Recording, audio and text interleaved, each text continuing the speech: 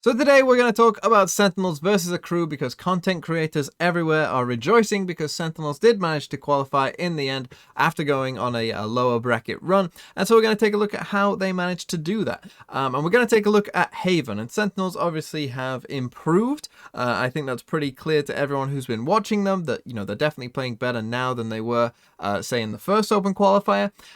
Also, they seem to have this weird Jedi mind trick on their opponents where, their opponents refuse to ban Haven or Bind. Everyone wants to play Sentinel's best two maps against them. I don't know why, but it seems to be the case. And so let's take a look at Sentinels on Haven here, because this was a very strong showing from them. And so we'll start with the pistol round, shall we? So Sentinels are on the attack, Akrew are on the defensive side, and it's going to start off with this. We're going to get a knife and a dart from the Sova and the KO towards this A site. You can see Akrew have a 3B setup, which is quite interesting, and they're going to stick with it, obviously allowing them to kind of rotate quickly to either side. But obviously these two players, the Cypher and the Astra, could be in some trouble. But what Sentinels are actually going to do here is they are going to go towards the garage. And overall, it's going to be a pretty decent round from Sentinels. There are some small things, though, that we do need to talk about, because whilst they are improving, there is still some things I think they can improve on. And the first one is this. Okay, so they're about to enter garage, right? Tens is about to go in here. But the thing is, he doesn't wait for 6 smoke. And I think, again, against like a good team, you look at where his cross area is here. There is no reason why someone can't be there. They have no information that someone isn't there, and he could just wait a couple seconds for Sick to smoke it and then go, but, he decides to go before it. And again, this is just like a small thing that, you could get punished for later down the line, particularly against better teams. So that is just like one little note for them there. But I do like what they do on the whole here, because their timing is pretty good with this drone, right? So they destroy this Cypher trip, and destroying that Cypher trip is their time to go. From here on out, as soon as you destroy that trip, it is full W. Let's get in there. And you can see this drone, though, is well timed as well for them coming in onto the site, because it's going to reach the site. It's going to clear all this for them just as they are coming out here, which is really, really nice timing for them. And this Astra obviously has to be very worried about hearing this drone and, doesn't want to get spotted by it. And so it's really, really nice from Sentinels here, the timing of that drone. Again, there is one small thing that as they're coming up here, and you can see we've got the drone here and it's all nice and good. I would just say for Sick here, he does have his Omen flash. Maybe it would be nice for him to flash towards this kind of back sight area here on the Omen. He's not going to flash any of his teammates. It seems like a really good flash. So again, just a little small thing that maybe they could have done now that those smokes are down. But as you can see, they get much deeper, I think, than Akrew really realized. And so this Jet, I think, gets caught off by the fact that, hey, there's already 3 players like way in onto the site. And the 4th is joining here as well. So they managed to catch the first kill there, and Tens then gets another one. And we're just going to see Tens looks really good on Haven. Even when they were playing bad, Tens looked good on Haven. He gets a kill through the smoke there. The smoke works really well for him. That didn't look like a headshot, but it was. We end up in a 1v4. And obviously Sentinels are going to be able to win this 1v4. But yeah, it was a pretty nice round. As I said, I think that this is kind of where Sentinels are. There's definitely still things to work on for them.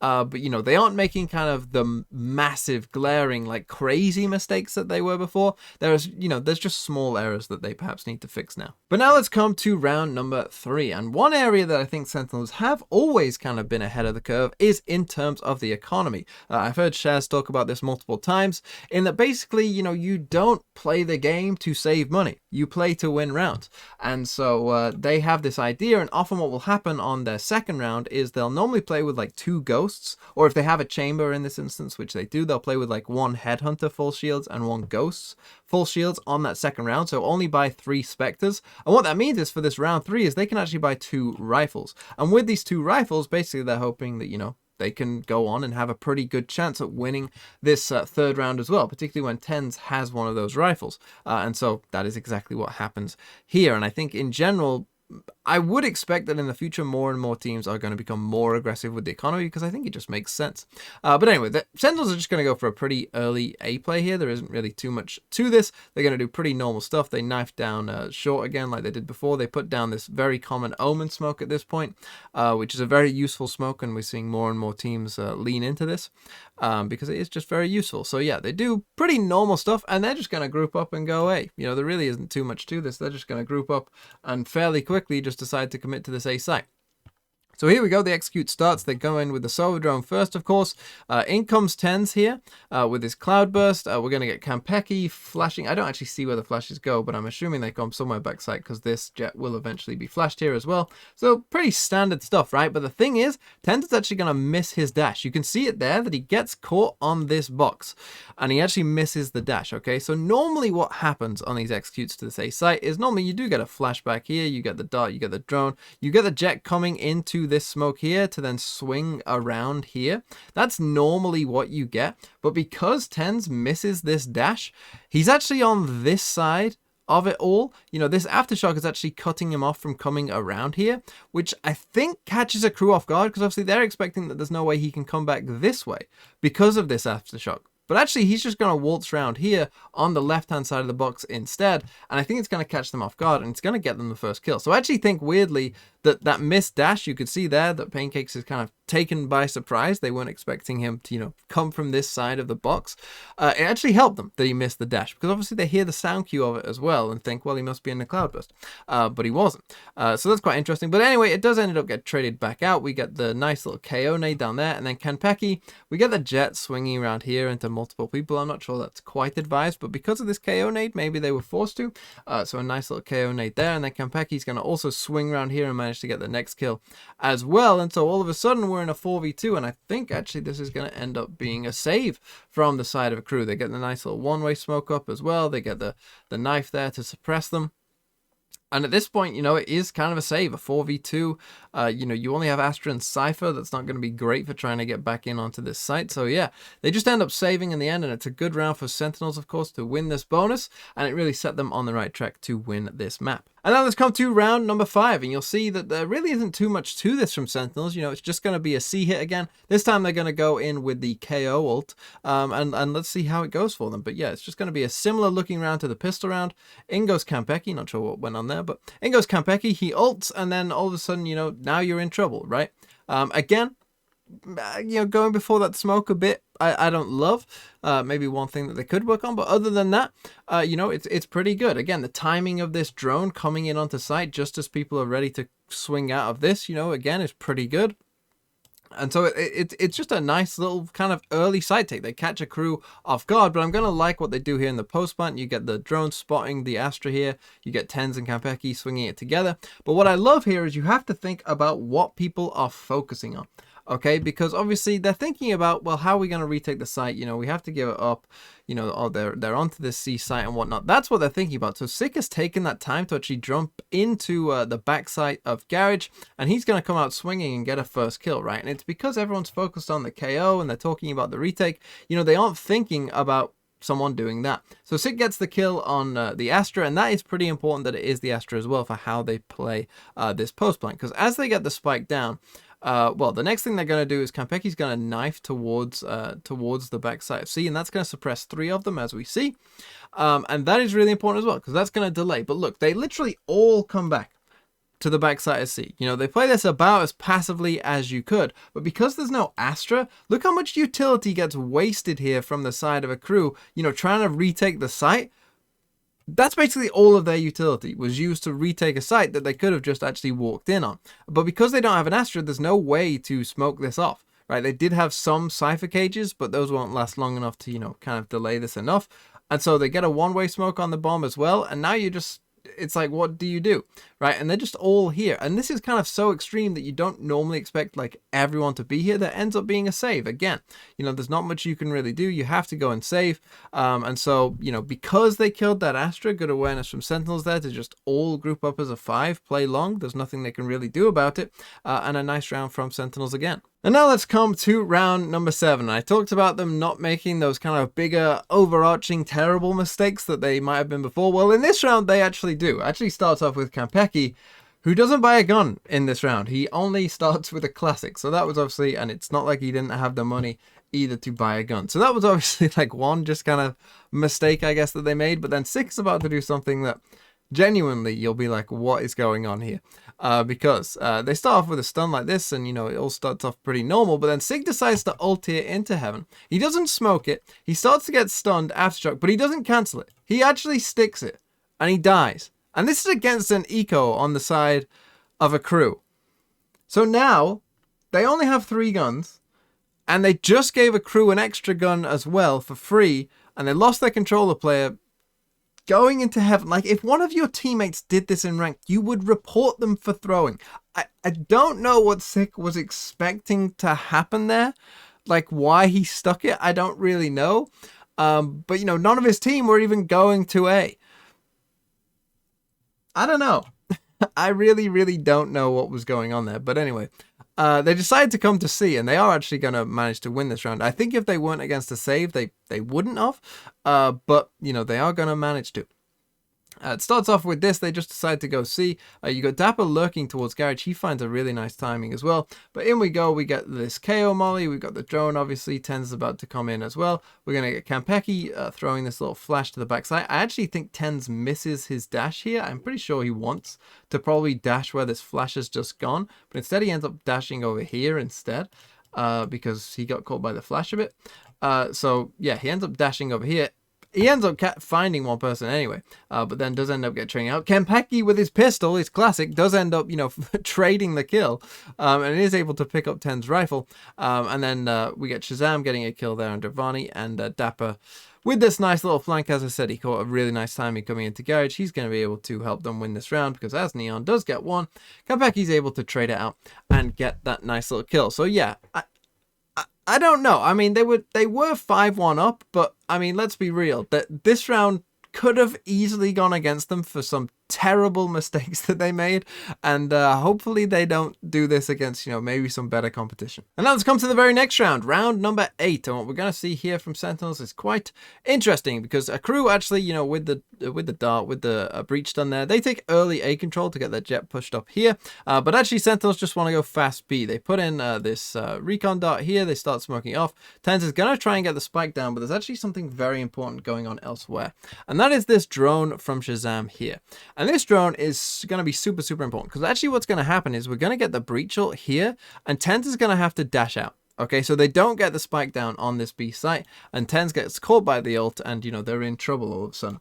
But because this drone is super, super important. One, and it's because of the possibilities that could happen, right? One is they could get the spike down, and this drone is still good because it's telling you that no one is in Garage, and, you know, you can either decide to secure Garage and make sure that no one's coming this way, but at the very least it tells you that no one is coming down here early from the defensive side if you do get that spike down. But if you don't get the spike down, like what happens here, it means that you can very quickly pivot to C, because you know that Garage is open because this drone has told you that. So this drone is just super, super important for this round. And something else happens, and I'm not quite sure what happens here, but if you watch this Cypher camera here, as this drone is going past it, I would guess it spots the Cypher cam. I'm not sure if Zachary recalls his Cypher cam. Does a ping from a Sova drone destroy a Cypher cam? I actually don't know the answer to that question. I would think not, but maybe it does. And if it does, then that's kind of cool. But if it doesn't, Zachary decides to recall his camera. And that's going to be big as well, because that's going to allow Dapper to just walk down C as well. So this drone became super, super important for this round overall. So they tapped the spike. Maybe Zachary recalled it because they're planting the spike and he wants it, you know, for that kind of layer there. He isn't too worried about C. But either way, it works out perfectly for Sentinels, because here comes that breach ult, and so they're gonna have to go back. Tens dashes out, you can see he gets stunned by it, and we're gonna get a trade. They get one kill, they trade it back out, okay? But now, look, now they can very quickly, they know, well, we can go C, and we can even push through Garage because we just droned it. So you can see Shazam is already there, and the call has quickly been made to do that, right? Akrew are still kind of reacting to what's going on, but very quickly Sentinels are able to get further in than they would like, and you can see that Dapper has been able to get super, super deep because this Cypher cam isn't here, and he's able to catch Zachary off completely off guard. And whilst that's happening now, they're deciding to push through Garage as well. You can see Shazam is already jumping up there as well, so they've got, like, this is just like amazing control for them. You can see there Shazam, he's able to push all the way up and get that next kill as well, and all of a sudden we're in a 4v2, and then Sick and Shazam there go and fight for the next kill as well, and they find that one, and all of a sudden we're in a 4v1. So that just from that drone on its own just allowed them that kind of space to very quickly maneuver in to the C site, and it worked very well for them, and all the timing was very good for them there, and Sentinels take this round. And then finally, let's come to round number 10. I know I normally end with maybe the last round in the game, but this ended 13-1. It really wasn't that close. So let's take a look at this round here. And in this round, Sentinels are going to go B, but they start off with their kind of normal thing. They always do this knife at the start of a round, and they get this smoke down as well. So they're kind of faking, you know, hey, we might be coming to A. But actually, it's going to be a quick B play. But the first thing I want to talk about is actually 6th position here, because he goes from the window, and he actually is going to drop down here, okay? Now, this is a really interesting position. And I think there are some positions like this on this map where you have to think about what do defenders normally look at, right? What are defenders, where are they used to the fights? And anyone on this B site is used to the fight in window, right? That's where they're expecting you to be. It's the same thing with garage here. If a defender peeks from here, they're expecting you to be here. So if you can be where Sick is down here in this kind of weird position, or let's say, you know, if you're talking about a garage defender, if you could be over here, I remember looking at like a chart of where attackers get the first kills, and it often is from like positions like this, right? Where you aren't normally there and you can punish a defender, you know, looking out here, looking the wrong way. And this is another instance of that, because Sick is going to get a kill from where his position down here, because back here, this breach probably isn't expecting to be in a gunfight. You know, he probably thinks that this is a pretty safe position to be in, but Sick's weird little position that he's jumped down into here is going to get him that kill. So that's just a little tip for you, you know, maybe get into these weird positions on Haven. It's pretty good. And this time they are going to go for that faster B split. You can see we get the dart in there. They start smoking off. Tense is going to get the spike down this time. We get a KO nade in there as well. They do get the spike down. He does get pulled by the Astra suck there and does die to the Astra after, you know, getting the spike down. He gets spammed to it. And so we end up in this position again.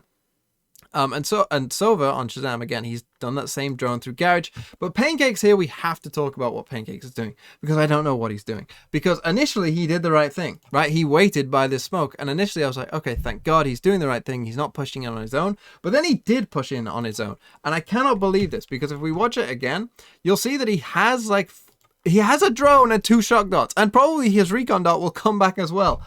Why he is not like waiting for this jet, you know, tucking into this corner, droning to make sure that no one is actually on the B site first of all, I don't know. I don't know why he isn't doing that, because it should be what's done. Instead, look at this, like he's just gonna run in blind. You're playing Sova, and before his teammates are ready as well. Now, whilst that's going on, you can see that Shazam has got a kill on the Sova ult as well. Quite an interesting little Sova ult, because he's actually doing it down here. And this is interesting for a couple of reasons. One, again, it stops this push from Garage from a defender. Obviously, you can kind of ult towards the door so that no one can really come through it. But also, obviously, it's probably gonna stop for the most part, you know, anyone getting too aggressive down here as well. And Shazam just so happens to find a kill at the back of it as well, the back of his ult. So we end up in a 4v2, and here, Sentinels, we're gonna get a 1-for-1 trade here from Neon as the smoke dissipates. Kampeki's able to make that trade, and now we end up in a 3v1 for Gucci. And Kampeki's gonna able to get this kill as well. And overall, this was a really nice game from Sentinels. I think that on Haven, they look pretty good. As I've mentioned, there are still some things to fix overall for them, but hope, you know, they have a week now to kind of prepare for that and get ready for the next stage of VCT. And yeah, it should be quite interesting to see what they can do. Can they just keep going on this roll? Have they recaptured that Sentinel magic?